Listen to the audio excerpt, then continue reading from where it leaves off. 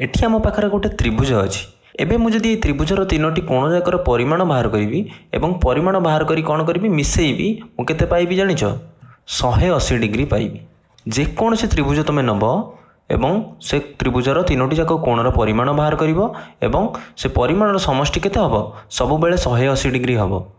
आम ज्यामिति जेते सब नियम जानिचे ताकू व्यवहार करी आम आज देखिबा जे कोण तीनोटीर परिमाण 180 डिग्री केमिति होउची। प्रथम पिला माने देख एटी त्रिभुज थिला ए बी सी बीसी सह मु समांतर करी ई डी सरल रेखा एटी अंकन करिछि एवं ई डी सरल रेखा ए बिंदु दे जाइछि बुझी पारिलो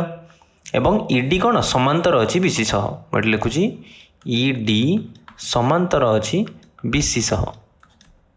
धरिनियो ये मो पाखरे अछि ई डी रेखाखंड एवं आ ऊपर गोटे बिंदु देली मु एबे ए बिंदुर एटी गोटे कोण उत्पन्न होला एई कोणर परिमाण केते ए कोणर परिमाण 180 डिग्री। ये बड़ कोणटी को तीनोटी छोट छोट कोण रे भाग करदेवी देख एटी गोटे कोण बाहरिला या गोटे कोण एवं या गोटे कोण एबे एई कोण तीनोटर परिमाण भी जदि आमे मिसेइबा आमे केते पाइबा संपूर्ण कोणटी पाइबा 180 डिग्री पाइबा बुझी पारिलो। सेमिति ई ए डी एटी देख तीनोटी कोण उत्पन्न होची 1 2 एवं 3 एवं एई कोण तीनोटर परिमाणर समष्टि जदि बाहर करिबा आमे केते पाइबा 180 डिग्री पाइबा बुझी पारिलो। कोण ई ए बी युक्त बी ए सी कोणर परिमाण युक्त डी ए सी कोणर परिमाण केते हबो 180 डिग्री हबो। एबे पिला माने देख ई डी बी सी समांतर एवं ए बी छेदक मु यहाँ को आउ थे बाहर बनाऊँगी एबे देख ई डी समांतर अच्छी बीसी सह एवं ए बी अच्छी छेदक तेणु ई ए बी एवं ए बी सी ए कोण द्वय कौन हम एकांतर अंतस्थ कोण एवं जितेबाला समांतर थाए एकांतर अंतस्थ कोण द्वय कौन हुए समान हुए तेणु मु ई ए बी कोणर परिमाण जहाँ ए बी सी कोणर परिमाण से कहीपरि लिखिपरि ई ए बी कोणर परिमाण समान ए बी सी कोणर परिमाण। सेमिति ए कोणर परिमाण देख ई डी